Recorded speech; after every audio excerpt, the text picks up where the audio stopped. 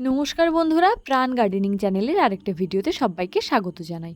বন্ধুরা, বর্ষাকাল কিন্তু এসে গেছে আর ঝমঝমিয়ে বৃষ্টি হচ্ছে। এবছর কিন্তু বৃষ্টির পরিমাণ আবার অন্যান্য বছরের থেকে অনেকটাই বেশি, যেমন গরম তেমন বৃষ্টি। তো বর্ষাকালে আমরা কিভাবে পরিচর্যা করে আমাদের ছাদ বাগানকে ভালো রাখতে পারবো, ছাদ বাগানের প্রত্যেকটা গাছকে সুস্থ রাখতে পারবো, আজকের ভিডিওটা কিন্তু সেই নিয়ে। তো চলো আলোচনাটা শুরু করা যাক। প্রথমেই আমি বলবো যে ছাদ বাগানের গাছগুলোকে বর্ষায় আমরা কি খাবার দেব।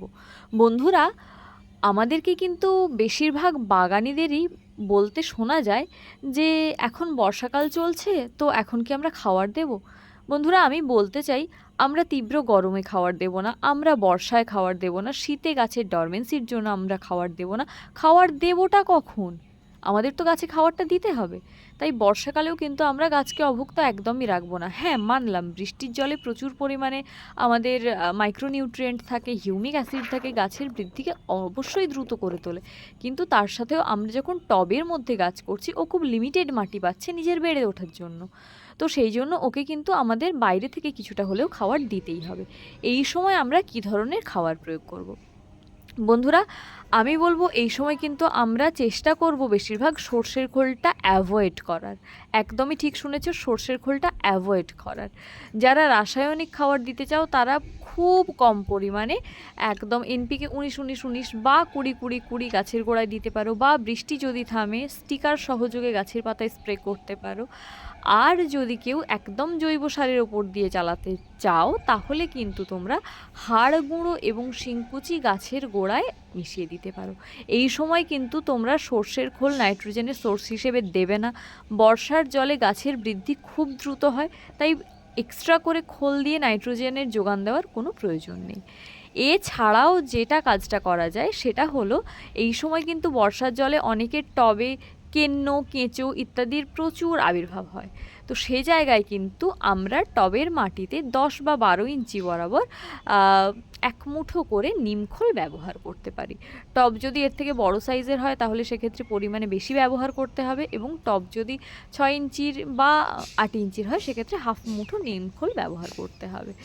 আর হাড়গুঁড়ো এবং শিংকুচি আমরা কিন্তু একটা 12 ইঞ্চি টবের ক্ষেত্রে সমপরিমাণ হাড়গুঁড়ো এবং সমপরিমাণ শিংকুচি মিশিয়ে তার থেকে এক মুঠো করে ব্যবহার করতে পারি। আর জৈব খাবার আমরা কিন্তু মোটামুটি 1 মাস ছাড়া ছাড়া ব্যবহার করব। আর রাসায়নিক খাবারটা আমরা 20 দিন ছাড়া ছাড়া ব্যবহার করব। তো এটা তো গেল গাছের খাওয়ারের বিষয়টা। এইবারেই আসছি, এই যে বর্ষাকাল দেখতে পাচ্ছ, এই গোটা বর্ষাকাল জুড়ে কিন্তু গাছের পাতা ভেজা থাকে, সারাদিন প্রায় অঝোর ধারায় বৃষ্টি পড়ে, ফলে গাছে ফাঙ্গাস অ্যাটাকের খুব চান্স থাকে। তাই আমরা কিন্তু ফাঙ্গিসাইড এবং কীটনাশকটা খুব ভালো মানে স্প্রে করব। আর চেষ্টা করব এই জারবেরা, চন্দ্রমল্লিকা, যে গাছগুলো বৃষ্টি একদম সহ্য করতে পারে না সেগুলোকে কিন্তু আমরা শেডের তলায় রাখবো। দেখো বন্ধুরা, আমি একদিন মতো বাড়িতে ছিলাম না এবং তাতেই আমার গোটা জারবেরার গাছটা কিন্তু বৃষ্টিতে ভিজে গেছে। ইভেন হাইব্রিড নয়নতারাগুলোকেও কিন্তু আমাদের শেডের তলায় রাখতে হবে। এগুলোর প্রচুর ফাঙ্গাস অ্যাটাকের টেন্ডেন্সি থাকে। আমরা যদি ভারী বৃষ্টিতে গাছগুলোকে বাইরে রেখে দিই তাহলে কিন্তু গাছগুলো কদিন বাঁচবে আমরা তার গ্যারেন্টি দিতে পারবো না। খুব চট করে ফাঙ্গাস অ্যাটাক ধরে যাবে এবং গাছের মারা যাওয়ার সম্ভাবনা খুব বেশি থাকবে। তো এই সময় আমাদের গাছকে ফাঙ্গাস অ্যাটাক থেকে বাঁচাতে গেলে কপার অক্সিক্লোরাইড যুক্ত যে কোনো রকম একটা ফাঙ্গিসাইড 1 লিটার জলে 2 ml মতো গুলে ভালো করে স্প্রে করতে হবে। স্প্রেটা কখন করব? বন্ধুরা, আমি অন্যান্য সময় বলি স্প্রেটা সাধারণত তোমরা চেষ্টা করবে বিকেলবেলার দিকে করার, কিন্তু বর্ষাকালে বিকেলবেলায় বৃষ্টি আসবে না কখন তার জন্য আশায় বসে থাকার কোনো মানেই হয় না। তাই যখনই বৃষ্টি থামবে, যদি তোমাদের কাছে স্টিকার থাকে, স্টিকার সহযোগে গাছে ফাঙ্গিসাইড স্প্রে করে দিও, এবং সেটা 7 দিনের ব্যবধানে করার চেষ্টা করো। যাদের কাছে স্টিকার নেই তাদের মোটামুটি হাতে যদি স্মার্টফোন থাকে, বৃষ্টির সম্ভাবনাটা মোটামুটি নোটিস করো, এবং যখন দেখবে অনেকটা লং টাইমের গ্যাপ আছে, মোটামুটি 3-4 ঘন্টার বৃষ্টির গ্যাপ আছে, তো সেই সময় ফাঙ্গিসাইড স্প্রে করতে পারো। তো যদি দেখো ফাঙ্গিসাইড স্প্রে করার 6 ঘন্টার মধ্যে বৃষ্টি এসে গেছে তাহলে তোমরা আবার পরের দিন স্প্রে করো। এই সময় কিন্তু সিস্টেমিক ফাঙ্গিসাইড তোমরা যেমন দিচ্ছ সেটা দিতে পারো, তবে বেশি ইউজ করা উচিত কন্ট্যাক্ট ফাঙ্গিসাইড, কারণ সিস্টেমিক ফাঙ্গিসাইডে কিন্তু বর্ষাকালে কাজ হয় না। এইভাবে ছাদের মেঝেতে যারা টব রেখেছো তাদের কিন্তু অনেক সময় ছাদে ড্যাম হতে পারে। তাই ছাদে জল নিকাশি ব্যবস্থার যাতে কোনো রকম প্রবলেম না হয়, তোমরা কিন্তু এই সময় পিভিসি পাইপ বা কোনো রকম লোহার রেলিং বা বেঞ্চের ওপরে টবগুলোকে রাখতে পারো। তাহলে ছাদের যে মেঝেটা আছে সেটা কিন্তু নষ্ট হওয়ার খুব চান্স কম থাকবে। আমি এখনো পর্যন্ত আমার টবগুলোকে কোনো রকমভাবে স্ট্যান্ডের উপর তুলে উঠতে পারিনি, আমার একটু প্রবলেম ছিল তাই। তবে আমিও চেষ্টা করছি মোটামুটি একটা স্ট্যান্ড তৈরি করার, তাতে কিন্তু ছাদ এবং গাছ দুটোই মোটামুটি ভালো থাকবে। এইবারে আসছি বন্ধুরা, একটানা বৃষ্টির ফলে অনেক গাছের রুট রট হতে দেখা যায়। সেক্ষেত্রে কিন্তু আমরা চেষ্টা করব মোটামুটি 7 দিন ছাড়া 1 গ্রাম করে ব্যাবিস্টিন 1 লিটার জলে গুলে সেই জলটাকে গাছের গোড়ায় দিয়ে দিতে, বা যদি দেখি টানা বৃষ্টি হচ্ছে তাহলে মোটামুটি 2 গ্রাম করে ব্যাবিস্টিন গাছের গোড়ায় দিয়ে দেবো।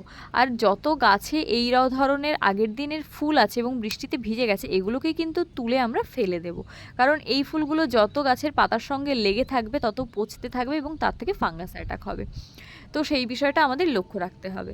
একটানা অনেক দিন যদি দেখি যে গাছের গোড়ার মাটি ভেজা হয়ে রয়েছে এবং তার জন্য জল জমে গাছের পাতা হলুদ হয়ে যাচ্ছে, তাহলে কিন্তু আমরা মোটামুটি একটা নিড়ানি দিয়ে গাছের গোড়ার মাটিটাকে ভালো করে খুশে দেব, সেটা কোনো রকম রুট ড্যামেজ না করে। তাহলেই কিন্তু গাছটা মোটামুটি যদি ভেতরে কিছু জল জমিয়ে রাখে তার মাটিটা তাড়াতাড়ি শুকনো হতে সাহায্য করবে। আর এছাড়াও যে কাজটা করা যেতে পারে সেটা হচ্ছে, যদি দেখি অনেক দিন ধরে ভারী বৃষ্টি হচ্ছে সেক্ষেত্রে কিছুক্ষণের জন্য বা একদিনের জন্য টবগুলোকে ছাদের মেঝেতে শুইয়ে রাখা যেতে পারে। এটা কিন্তু খুব ভালো কাজ করে। তো একদিন শুইয়ে রাখলে গাছের টবেতে মাটিতে জল জমা হবে না, তো সেক্ষেত্রে মোটামুটি টবের মাটি তাড়াতাড়ি শুকনো হতে হেল্প করবে। এক্ষেত্রে কিন্তু অনেকের টবের মাটির যে পোর্শনটা আছে তাতে যদি খাওয়ার কিছুদিন আগে ব্যবহার করা হয়ে থাকে তাহলে সেই মাটিগুলো কিন্তু শুইয়ে দিলে অনেক সময় ছাদের মধ্যে পড়ে যাওয়ার চান্স থাকে। তো তোমরা সেই বুঝে কিন্তু টবটাকে শোয়াবে। যদি দেখো মাটিটা টাইট আছে টবের সাথে তাহলেই শোয়াবে, আদারওয়াইজ শোয়ানোর কোনো দরকার নেই। তো এই গেল হচ্ছে যে আমার খাওয়ার এবং গাছটাকে আমরা কিভাবে রাখবো সেই বিষয়টা। এইবারে আসছি রোগ পোকার বিষয়। বন্ধুরা, এই সময় কিন্তু মোটামুটি ছত্রাকনাশক আমরা যেমন স্প্রে করছি তার সাথে পেস্টিসাইডও স্প্রে করতে হবে। বিশেষত বর্ষাকালে ল্যাদা পোকার আক্রমণ কিন্তু খুব বেশি পরিমাণে লক্ষ্য করা যায়। তো সেক্ষেত্রে আমাদের কি করতে হবে না, প্রফেক্ট সুপার বা হামলা বা ইমিডাক্লোরোপিড ইত্যাদি বা কাকা বা সুপার সোনাটা ইত্যাদি যে কোনো রকম একটা পেস্টিসাইড 1 লিটার জলে 2 ml মতো গুলে আমাদের চেষ্টা করতে হবে প্রত্যেক সপ্তাহে 1 দিন করে বিকেলবেলার দিকে স্প্রে করে দেওয়া। তো তোমরা চেষ্টা করো যে মোটামুটি স্প্রেটা করাটা স্টিকার মিশিয়ে যেন হয়, তাহলে মোটামুটি ধুয়ে স্প্রেটা নষ্ট হবে না, অর্থাৎ কীটনাশকটা নষ্ট হবে না। আর বন্ধুরা, যেসব গাছের গোড়া পচার রোগ আছে তাদের কিন্তু একটা কপার অক্সিক্লোরাইডের যে ফাঙ্গিসাইড আছে তার লেই করে প্রত্যেকটা গাছের গোড়ায় কিন্তু এইভাবে লাগিয়ে দিও, যেটাকে গাছে রং করা বলে। গাছের কাণ্ডে রং করে দিলে কিন্তু গাছের গোড়া পচার রোগ অনেকটাই প্রিভেন্ট হয় এবং গাছ কিন্তু অনেকটাই সুস্থ থাকে। কাটা জায়গা আমরা ফাঙ্গিসাইড লাগাবো তো ঠিক কথাই, কিন্তু গাছের গোড়াতেও আমরা এইভাবে কালার করে দেবো। এই কাজটা কিন্তু মোটামুটি বোগেনভেলিয়া, লেবু এবং আম গাছের ক্ষেত্রে সবথেকে বেশি করার প্রয়োজন হয়। তোমরাও দেখবে তোমাদের যদি দেখো যে কোনো অ্যালামন্ডারও গোড়া পচে যাচ্ছে তাতেও কিন্তু এই কাজটা করতে পারো। তো বন্ধুরা, এটা গেল মোটামুটি আরেকটা টিপস। বর্ষার জল যেহেতু ইটসেলফ আ গুড পিজিআর, তাই গোটা বর্ষাকাল জুড়ে আমাদের কিন্তু কোনো রকম গ্রোথ রেগুলেটর, গ্রোথ হরমোন এগুলো প্রয়োগের কোনো দরকার নেই।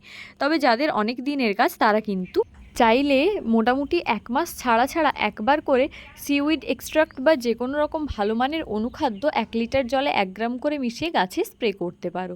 তো পুরনো গাছের ক্ষেত্রে এটা কিন্তু ভালো কাজ করে। যদিও বা আমি বর্ষাকাল শুরু হওয়ার আগেই মোটামুটি গাছে যে সুপারফুড দিই তাতে অনুখাদ্য দিয়ে দিই এবং বর্ষার পরেও যে সুপারফুড দিই তাতে অনুখাদ্য দিয়ে দিই। তো আমি কিভাবে বর্ষার আগে এবং পরে গাছকে খাবার দিই তা নিয়ে একটা ভিডিও অলরেডি আমার চ্যানেলে আছে, তোমরা যারা দেখতে ইচ্ছুক তারা কিন্তু আমার চ্যানেল ভিজিট করে সেই খাবারের রেসিপিটা দেখে নিতে পারো। তো বন্ধুরা, আমরা তাহলে মোটামুটি ছাদ বাগানের কি কেয়ার করব তার লিস্টে আমরা রাখবো যে বর্ষাকালে যে গাছগুলো জল বেশি সহ্য করতে পারে না, যেমন জারবেরা, বিদেশি নয়নতারা, চন্দ্রমল্লিকা, এগুলোকে শেডের তলায় আনবো। গাছে খাওয়ার কিন্তু আমরা চেষ্টা করব রাসায়নিক দেওয়ার খুব কম পরিমাণে, আর তা না হলে জৈব খাবারের মধ্যে শুধুমাত্র হাড় গুঁড়ো শিংকুচি দেবো। পোকা যাতে না হয় তার জন্য কিছুটা করে নিমখোল দিতে পারি, সেটা মাসে মাসে একবার করে। এছাড়াও আমাদের নিয়মিত ফাঙ্গিসাইড স্প্রে করতে হবে, স্টিকার সহযোগে করতে পারলে খুবই ভালো হয়। স্টিকার সহযোগে যদি না করতে পারি তাতেও কিন্তু হবে, কিন্তু সেক্ষেত্রে দেখতে হবে 3 থেকে 4 ঘন্টা বা 5 ঘন্টার ব্যবধান যেন মিনিমাম থাকে।